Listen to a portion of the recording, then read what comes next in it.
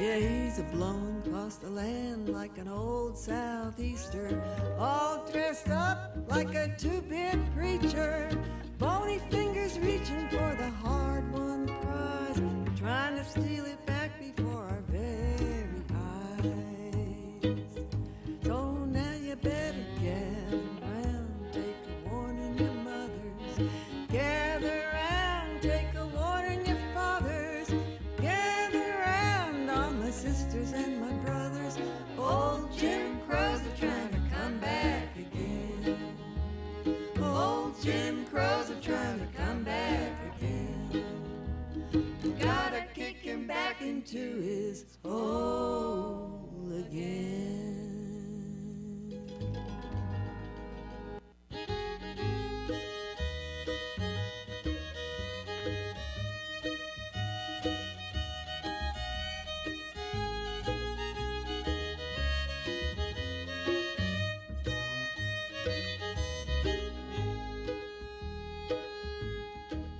You better gather round, take a warning your mothers, gather round, take a warning your fathers, gather round all my sisters and my brothers. Old Jim Crows are trying to come back again. Oh well, I thought Jim Crow was on his deathbed, thought I saw the carver carving his death head, thought they wrapped him in his winding sheet, but he done crawled out and he's a-hitting the street.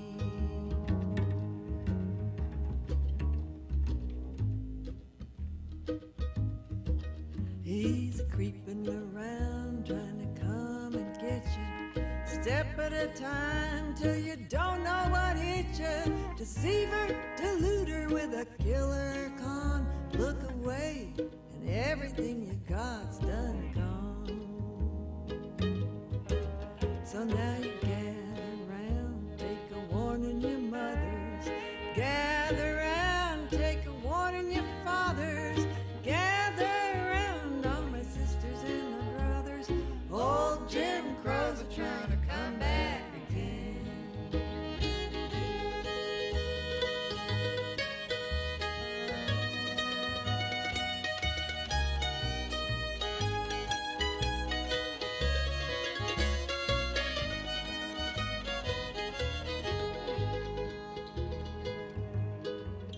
In 1965 we almost got him, hollered and he cursed, but we kicked him to the bottom. 2022's crawling out once more, backhand gerrymander, it's all the same Jim Crow.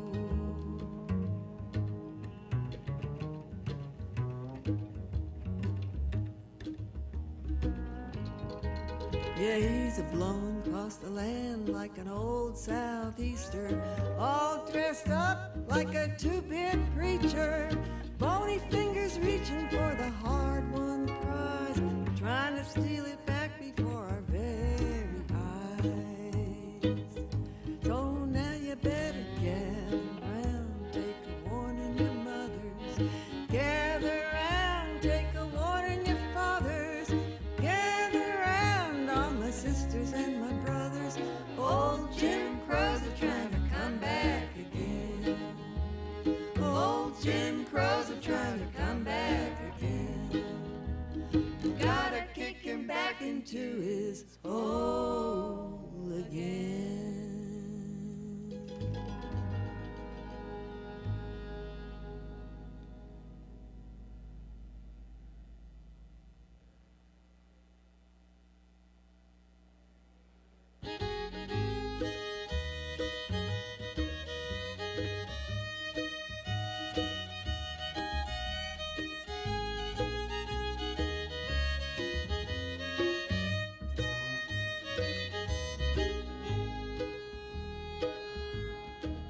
You better gather round, take a warning your mothers, gather round, take a warning. Pato ni mole,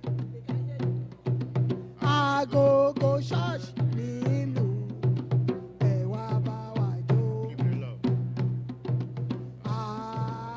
Ewa ba wa jo.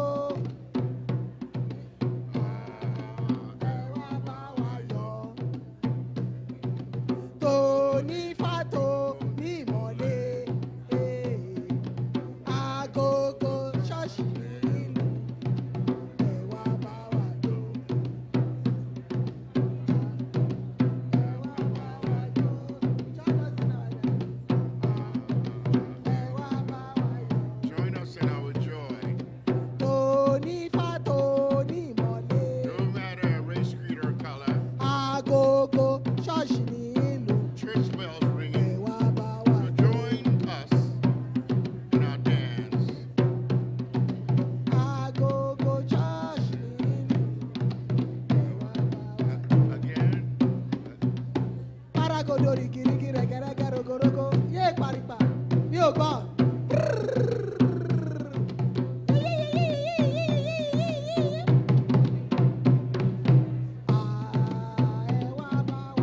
Join us in our dance. Join us in our joy. No matter race, creed, or color. Church bell is ringing.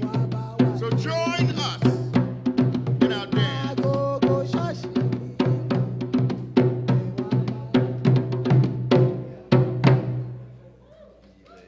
Thank you. Ilé bàbá mi lókè ibùgbé ló wà. Ilé bàbá mi lókè ibùgbé ló wà. Ilé bàbá mi, Lókè ló wà. ilé bàbá mi, ilé bàbá mi lókè. Láyọ̀ láyọ̀ la ó wà níbẹ̀. Láyọ̀ láyọ̀ la ó wà níbẹ̀. Láyọ̀ láyọ̀ la ó wà níbẹ̀. Ilé bàbá mi, Lókè ló wà. ilé bàbá mi, ilé bàbá mi lókè.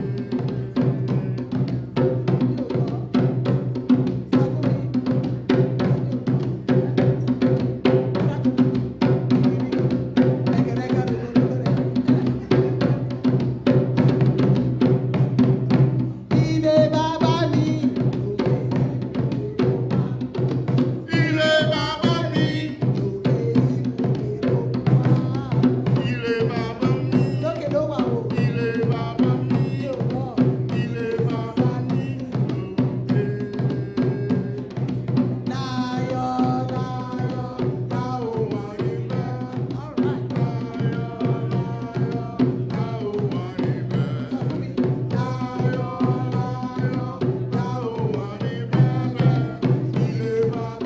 Lókè ló wà o. Tóní ṣọ́wà o.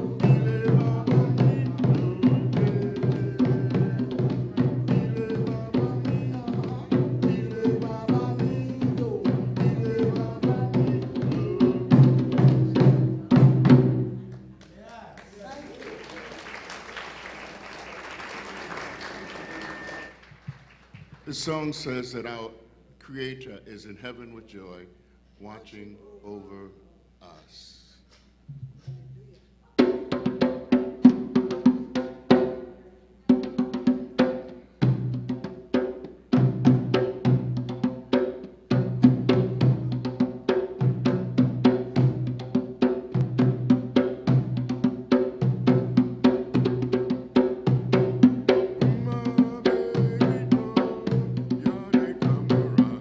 My baby tea,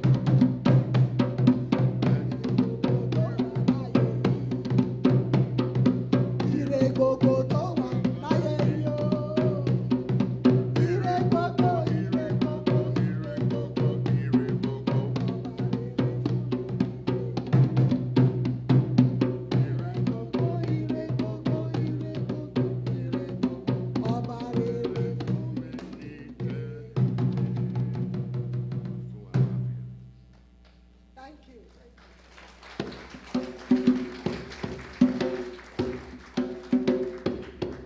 You can talk over. Everybody, please. Clap your hands. Yeah.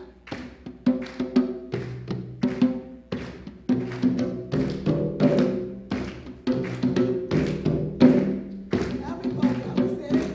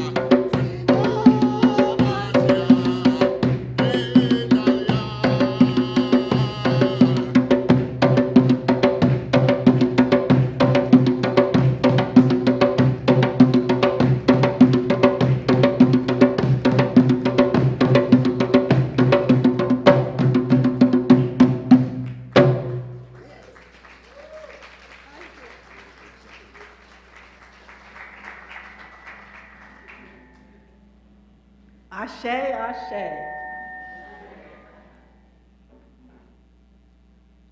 Good morning.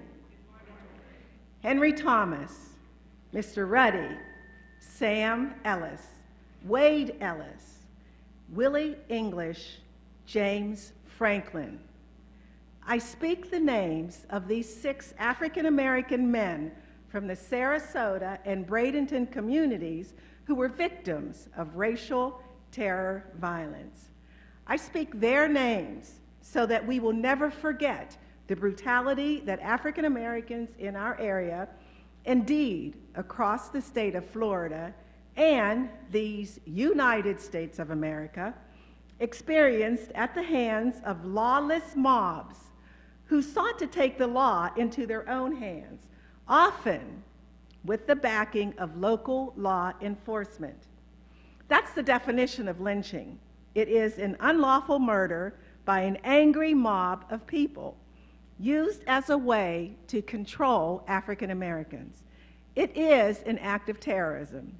It's not just a hanging, but killing by any means by mob violence.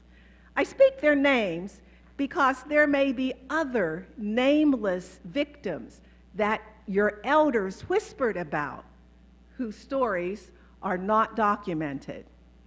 We say their names so that our ancestors, like my grandfather, Caesar Sheffield, who was also the victim of racial terror violence, are not forgotten, and to summon them to protect us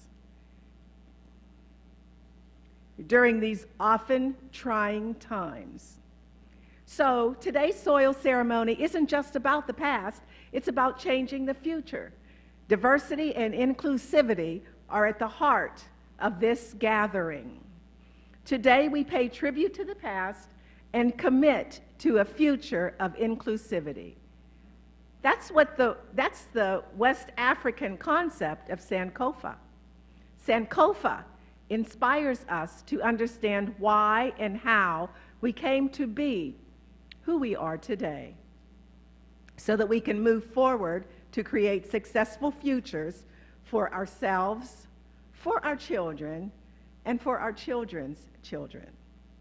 Today's soil ceremony is the 3rd phase of the Manasota Remembrance project. The 3 phases are outlined for you in your program booklet. Manasota Remembers consists of 5 partners: the Equal Justice Initiative of Montgomery, Alabama, the Boxer Diversity Initiative, Newtown Alive, Sarasota African American Cultural Coalition, and the Manasota branch of the Association for the Study of African American Life and History. The Community Foundation of Sarasota County is a presenting sponsor. We are also grateful to the West Coast Black Theater Troupe for their support. Will the representatives from these groups please stand to be acknowledged?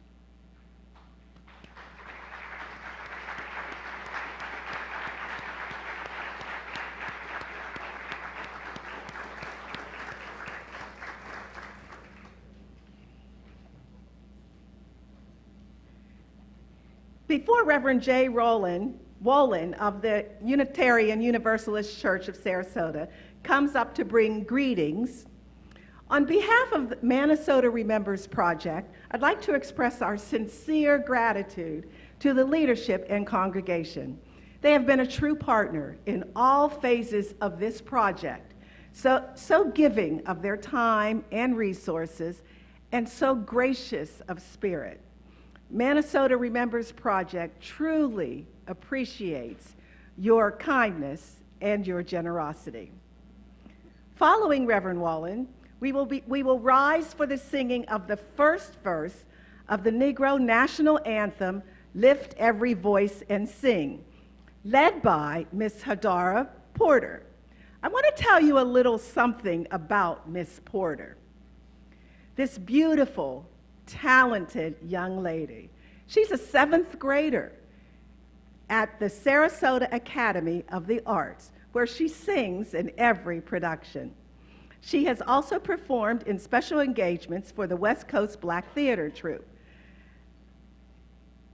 Hadara is a member of Evergreen Christian Church and has attended the Manasota Asala Freedom School since its inception. She will be followed by a spoken word presentation by Melanie Lavender. Miss Lavender is a local community activist and the host of Community Conversations with Melanie Lavender at WSLR Community Radio Station. Reverend Wallen.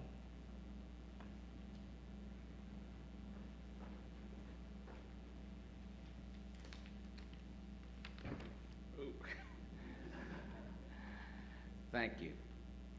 Good morning, I'm Reverend Jay Wolin, and it is so wonderful to be with all of you here today. I'm the minister here at the Unitarian Universalists of Sarasota. I want to welcome everybody here on campus as well as those who are streaming online. We are glad that we can be together. Since we have a number of people here today who may not be familiar with Unitarian Universalism, let me just share that Unitarian Universalism encourages an open-ended search for meaning in life and a commitment to sharing our values in the world. A commitment to working in the world and in the community. We find wisdom from many sources, including from our experiences in the world.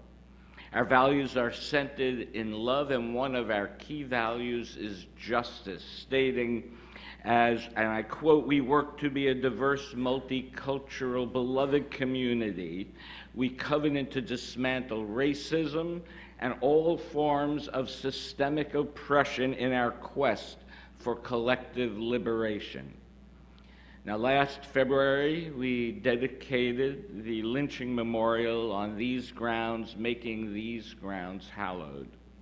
Today, we come to commemorate again the memory of those who were lynched, the memory that we keep that memory in our hearts and in our minds at all times.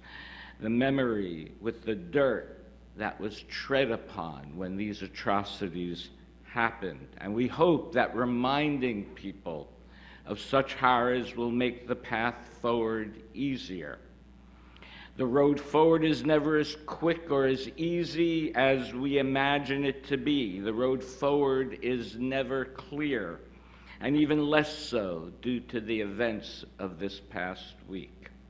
We come together to raise up in the consciousness of those who would want to forget these horrors. We come together to sanctify the lives of those that were lost in the name of white supremacy.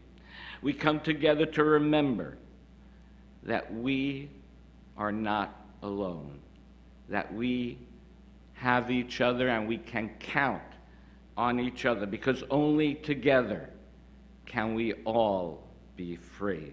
May it be so. I now invite up Ms. Porto, who will share her beautiful gift of music with us. Thank you.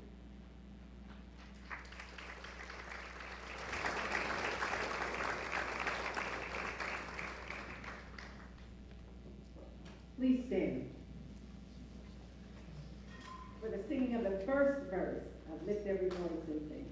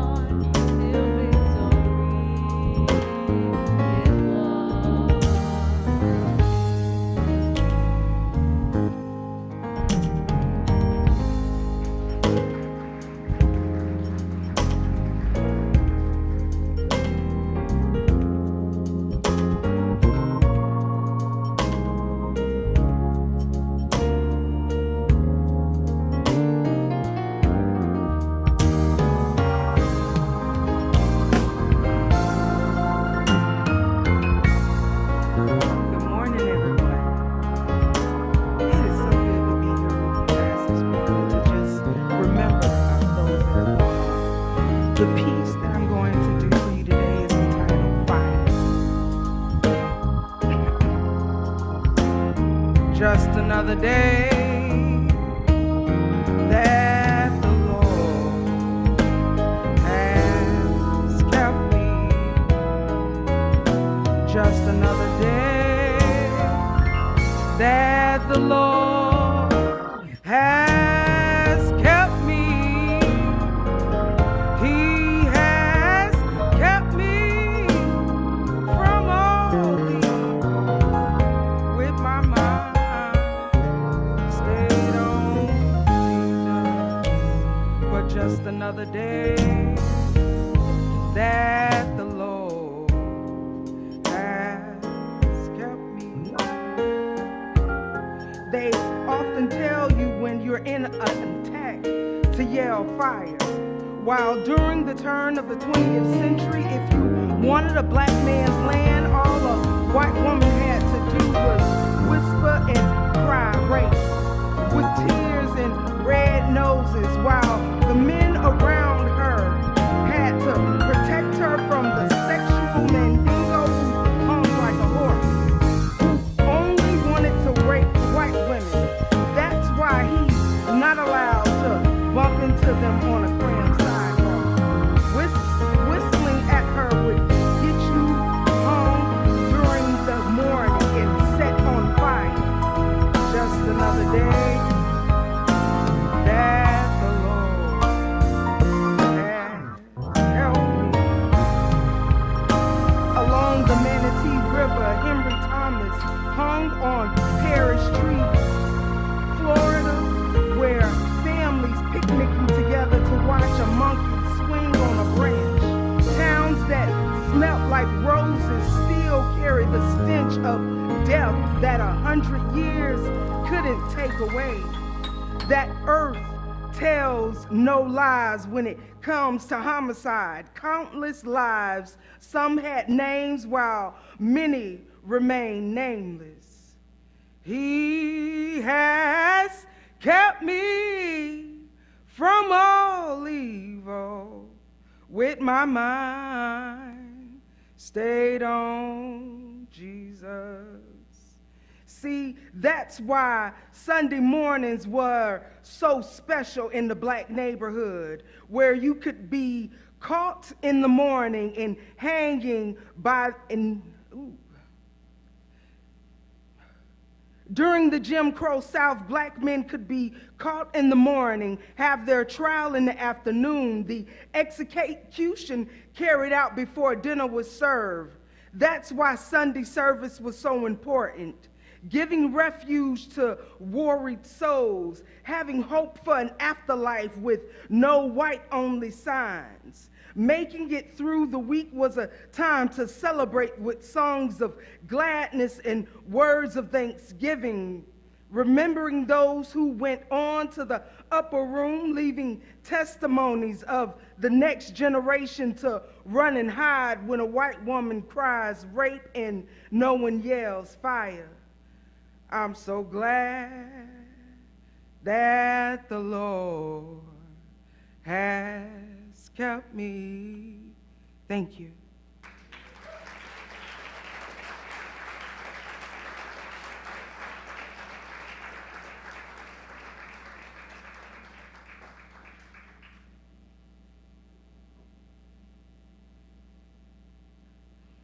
I'm so glad that the Lord has kept us. It's a pleasure that I bring to the podium Dr. Mike Weddle. He is the chair of the Soil Ceremony Committee. Dr. Weddle also serves as the chair of Manasota Asala Education Committee and is a dedicated warrior in the struggle for equity. He has worked tirelessly on this project. Thank you, Mike, for your leadership.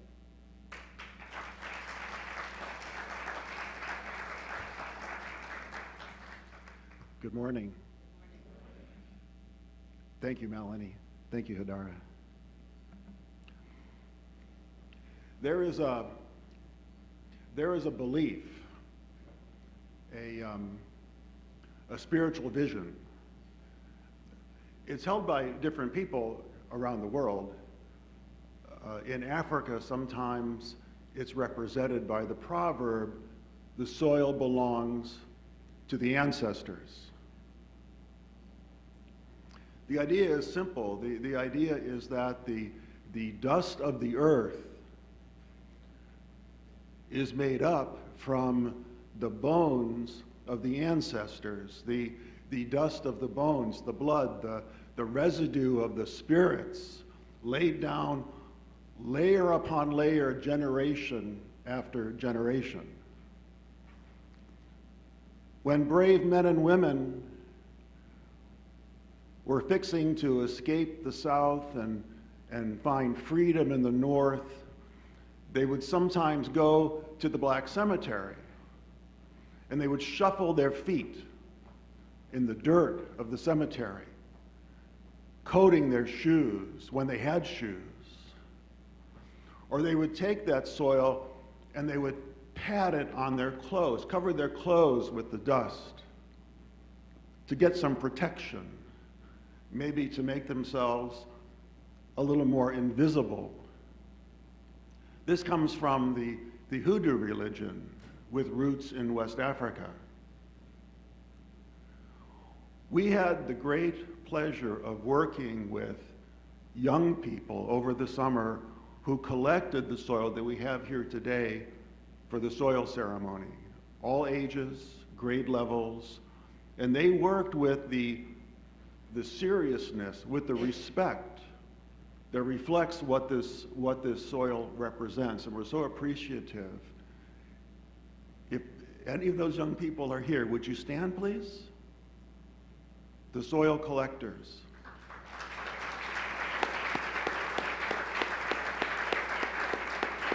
Thank you so much. Their names are in the program, and also in the program we have the names of our soil ceremony committee that's worked so hard. And lastly, I would just like those folks to stand up if you would, just so that we can acknowledge your work. The soil ceremony committee.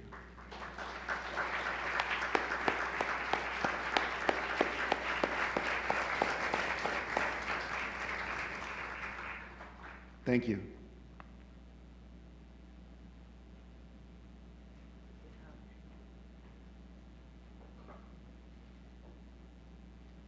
We're about ready to go to church, y'all.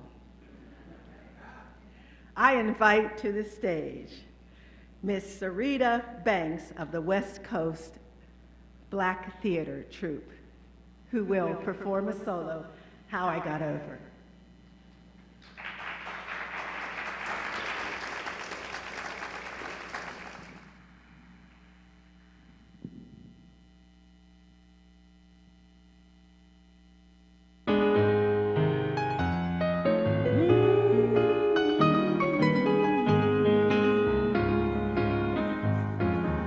How I got over. How did I make it over?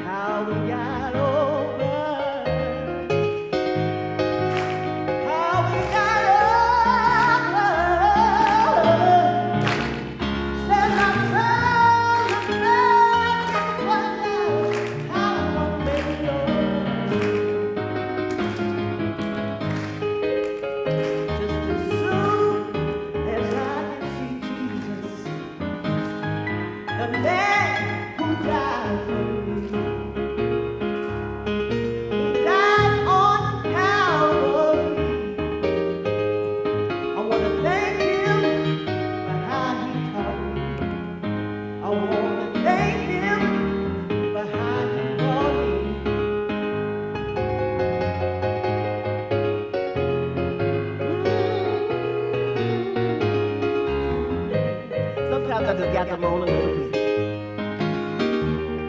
Thank God for how he brought me. I want to thank him for how he taught me.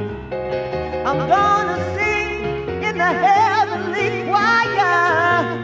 I'm gonna sing and never get tired. I'm gonna sing somewhere around the altar. I'm gonna shout my troubles over. I'm gonna thank God, thank him for being so good to me. How I got over, how I got over. Can I hear the more of the track? My soul looks back and wonders how I made it over. We're gonna make it over, y'all. How we got over. All these years we made it over. Said our soul looks back and wonders how we made it over.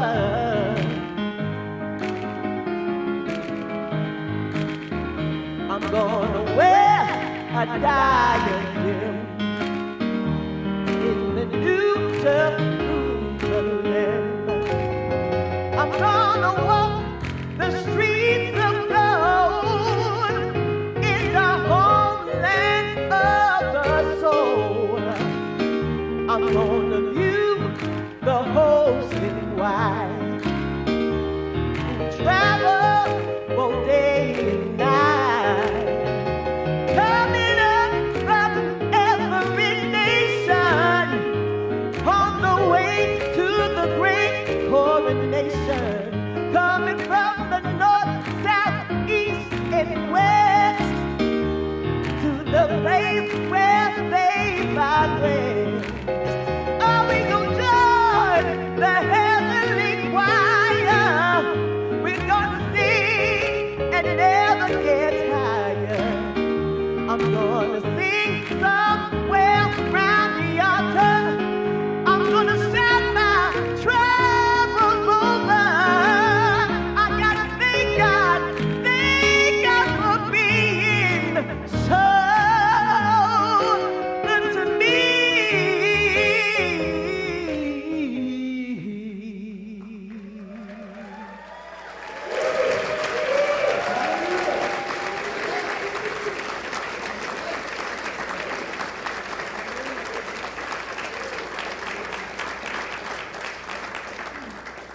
Amen.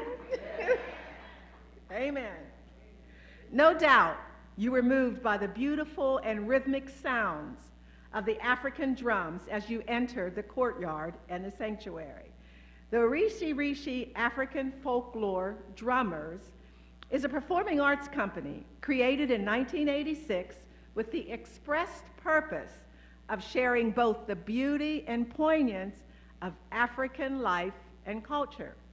The name Rishi comes from the Yoruba word meaning different things. Tutu and Dawn Harrell, a husband and wife team that founded, co-produced, direct, and performed, utilize varied artistic forms to impart folk knowledge and experiences to their audience. They now will come to present an ancestor call. But I want you to please take note on this day that we honor our ancestors. I want you to take note of Tutu's beautiful dress, which was passed down to her by her ancestors.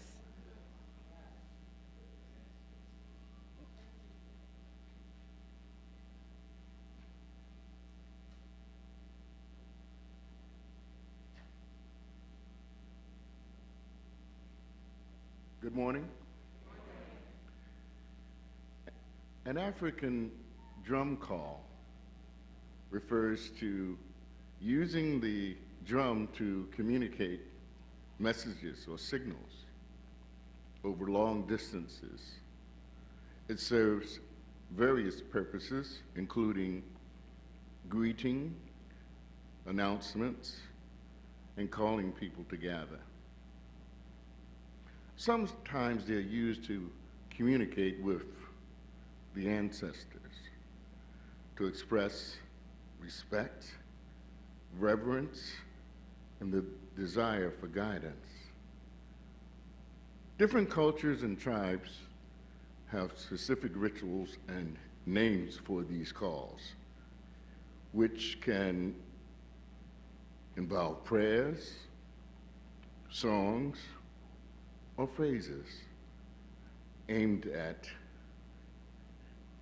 bringing them forth. To further contextualize this and to further explain how people of African descent in this space and time got over and get over, I like to share the African worldview, which has existed for time immemorial.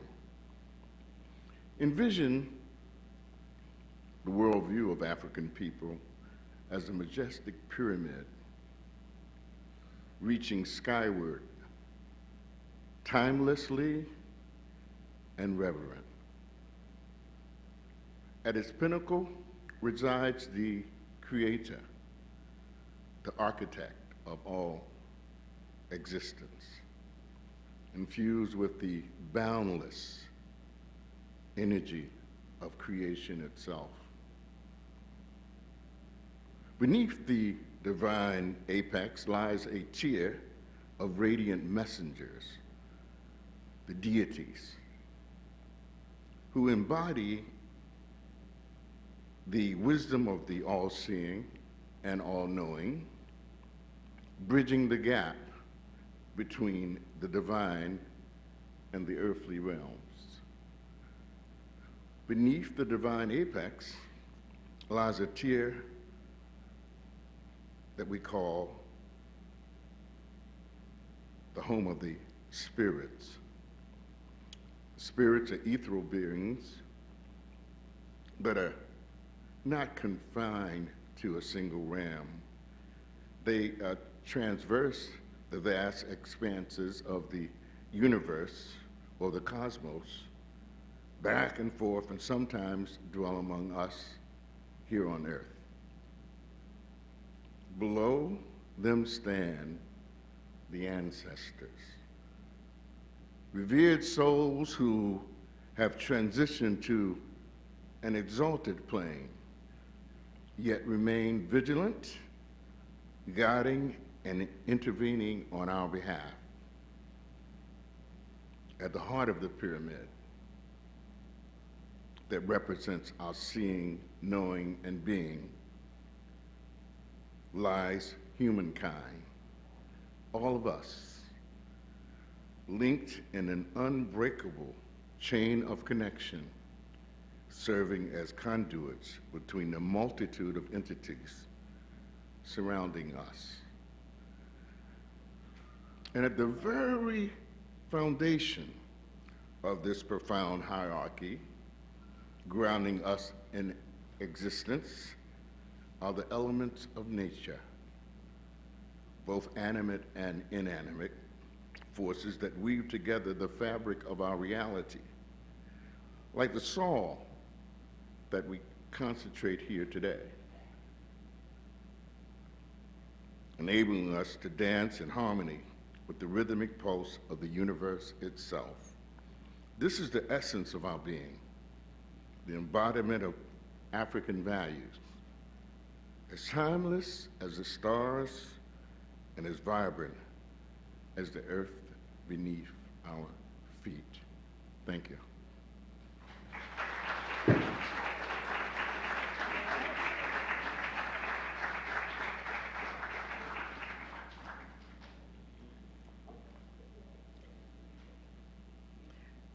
Today, we honor the victims of racial terror violence by saying their names and telling their stories.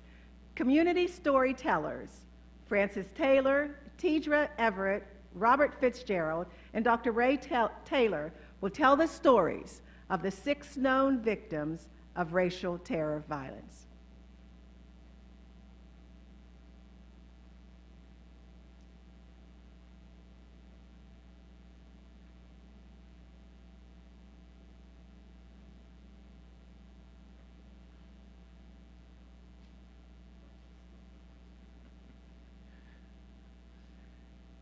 Those who know me know that I'm walking slower than I usually do.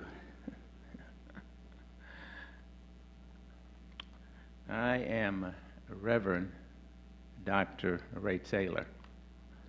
I'm called Reverend because my father ordained me as a Baptist minister, and called Doctor because he paid to send me to doctor school. Amen. Mike and Fran told me that I only had 2 minutes. Those of us who know Baptist preachers knows that it takes 2 minutes to clear our throats.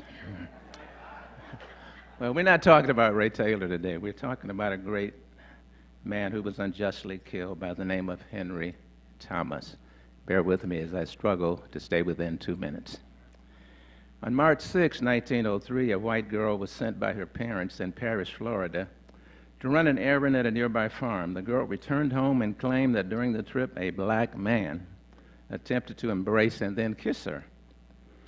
The man then allegedly followed her home and threatened the girl and mother with a gun. How ridiculous. As these allegations spread, a mob formed and focused their suspicion on Henry Thomas, a black man. Reports did not indicate why Mr. Thomas was targeted, but the mob declared their intent to lynch Mr. Thomas before the legal system could or would act. They roamed Manatee County for 2 days. On March 8th, Henry Thomas was captured near Hickman's sawmill by a white man who claimed he planned to turn Mr. Thomas over to law enforcement. The mob found Mr. Thomas and abducted him for lynching. Although the mob coerced Mr. Thomas to tremblingly admit that he had hugged and kissed the girl, Mr. Thomas denied the allegation of rape and maintained his innocence. The mob took Mr. Thomas to the garden where the alleged assault occurred and proceeded to lynch him. There is no evidence that anyone involved in the lynching of Mr. Thomas was ever held accountable. Days later, on March 11th, the Tampa Tribune reported that the sheriff had received photographs of Mr. Thomas's murder. Despite photographic evidence and many eyewitnesses, local law enforcement and prosecutors granted impunity to the members of the mob. Let me just talk about our soil collection. According to available sources, on the night of Sunday, March 8, 1903, a mob of whites lynched a black man named Henry Thomas near Parrish in Manatee County, Florida. In a community with a functioning legal system, white residents took an allegation of assault against Mr. Thomas as permission to kill him before he was found guilty. When members of the mob captured Mr. Thomas, they tied him to a tree with a rope and left his body hanging overnight. There is no evidence that anyone was held accountable for this horrible act. Mr. Thomas was found after fleeing 5 miles south of Parrish near Hickman's sawmill. He then returned further north to the Parrish area where he was lynched. If we would drive to 11800 Erie Road, Parrish, Florida, we would come to a place that is called Ola Mae Sims Park. I think I should tell you just a little bit about Ola Mae quickly. Ola Mae Sims was a heroic civil rights worker. The most important things that she did and why they named a park after her was she insisted that black people in her community, and it was the first time they had it, would have a source of potable water. I just want to contrast Ola Mae with the mob.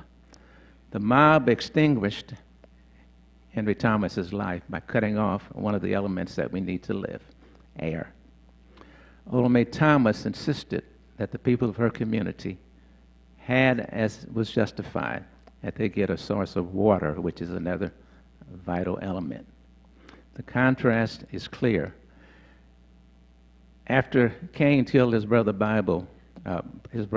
Abel in the Bible, and asked if he was indeed responsible for his brother, the Lord told him that Abel's blood cried out from the soil. Henry Thomas's blood is still crying out from the ground.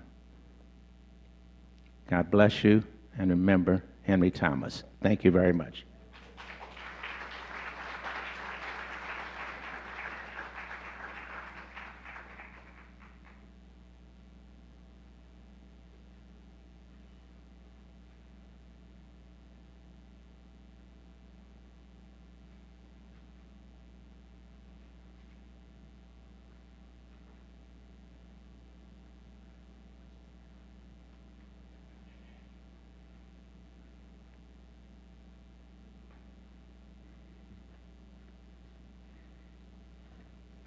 Good morning.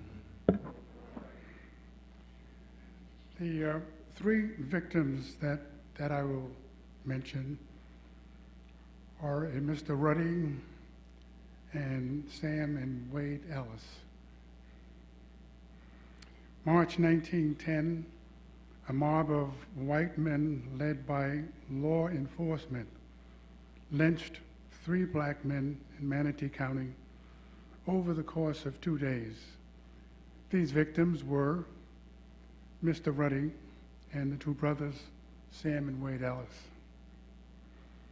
On March 6th, Mr. Ruddy, who was a contract citrus worker, was involved in a dispute over wages with his white employer. It was not uncommon for black workers to be denied full compensation after working in the fields.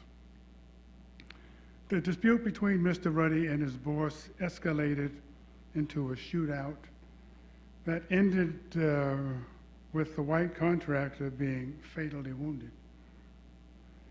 Mr. Ruddy fled the scene, but was later found hiding in a swamp near his home in Palmetto. And after a vain attempt to defend himself, he was shot several times and his body was left abandoned near his home. While searching for Mr. Ruddy, the posse of several hundred armed men were led by bloodhounds to the home of Sam and Ellis, Sam and Wade Ellis. While the Ellis brothers had no involvement in the death of Ruddy's boss, they were soon accused of interfering with Ruddy's capture. There was an exchange of gunfire between the Ellis brothers and the mob. A deputy sheriff was killed, and the Ellis brothers fled. The next day, according to news reports, Sam Ellis was caught and shot to pieces by the posse. This was done after being tied to a tree. His brother Wade was also caught the same day. Wade was found sleeping in a palmetto field on the banks of the Manatee River. And according to the press, he was shot to death and riddled with bullets. So shot to pieces and riddled with bullets are words or terms that were used in the press, and I guess they were designed to satisfy the reader that justice had been done. No one was charged with any of these deaths, and but may these 3 individuals at least know that their names are being mentioned at this time, so they still live on. Thank you.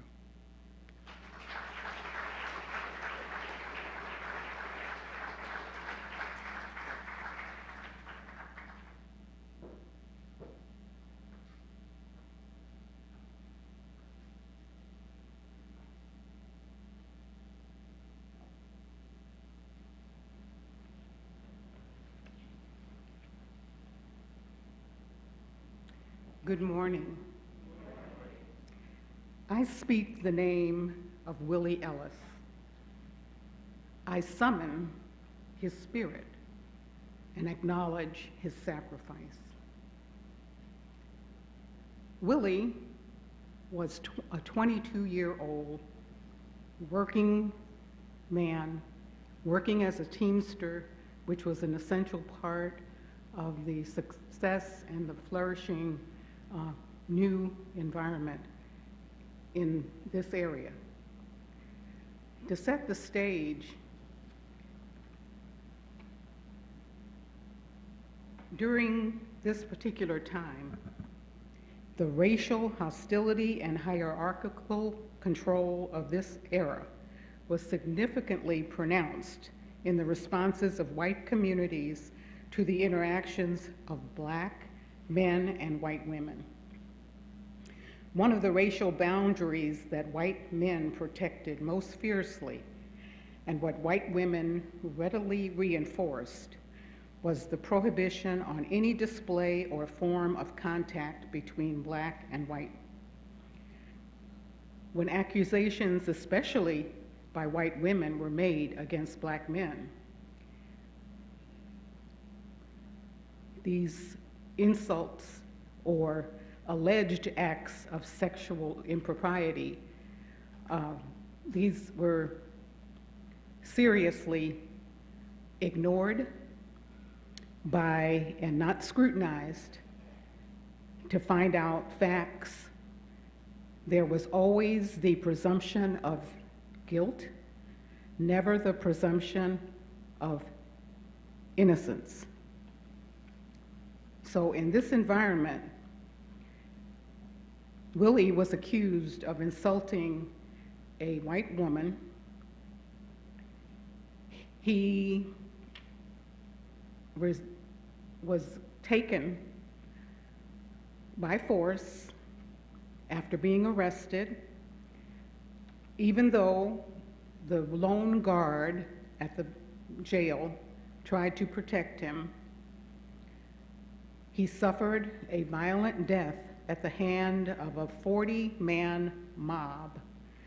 And these people were said to be from the area, not from this area, which of course was probably not the case.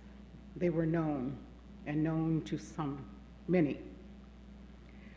So the message was, boy, you had to stay in your place, don't cross the color line, and whatever you do, don't mess with our white women.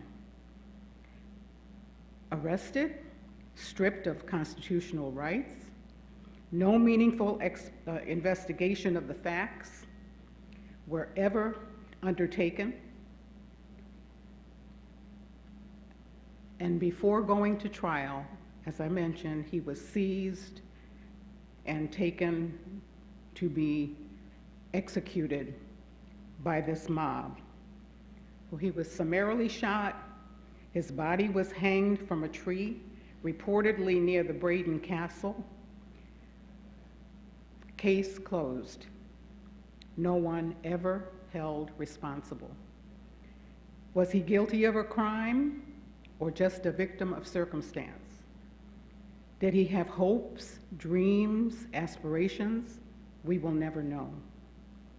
Was he a person who should have had the right to life, liberty, and the pursuit of happiness?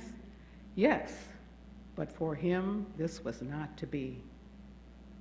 We will never know specific answers to the many questions that surround this incident, but what we do know is that at this very hour, on this very day, Willie English is being remembered.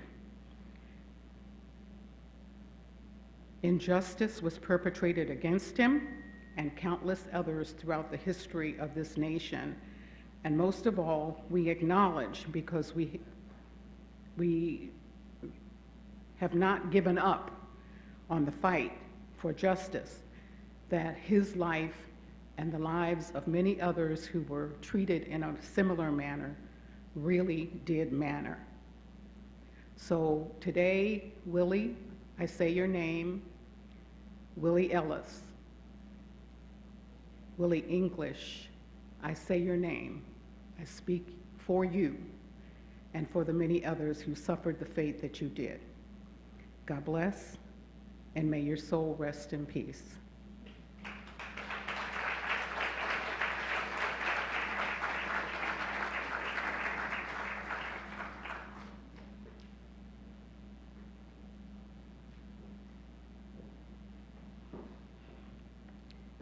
Good morning. It is with a heavy heart that I share the execution of James Franklin. He was killed in police custody in Bradenton, Florida on April 4th, 1934.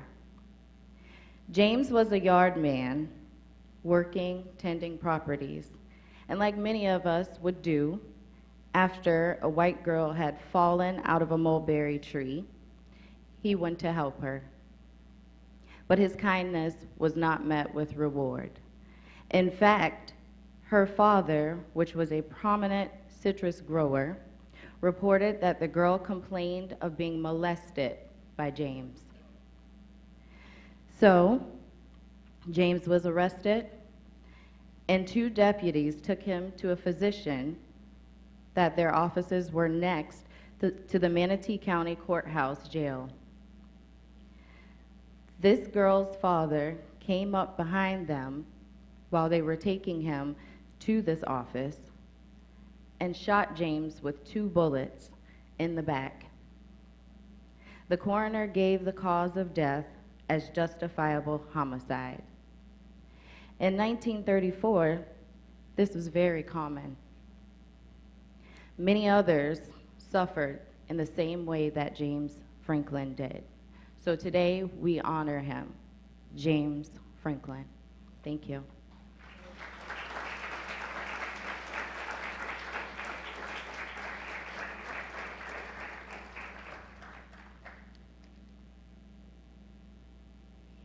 We've come to the end of the indoor segment of the soil ceremony. And from the bottom of my heart, I thank you for being with us for this ceremony. With the drumming of the Orishi Rishi of African folklore drummers, you are invited to exit the sanctuary and enter the courtyard, where areas are set up for you to transfer the soil taken from the symbolic lynching sites into remembrance vessels. Thank you.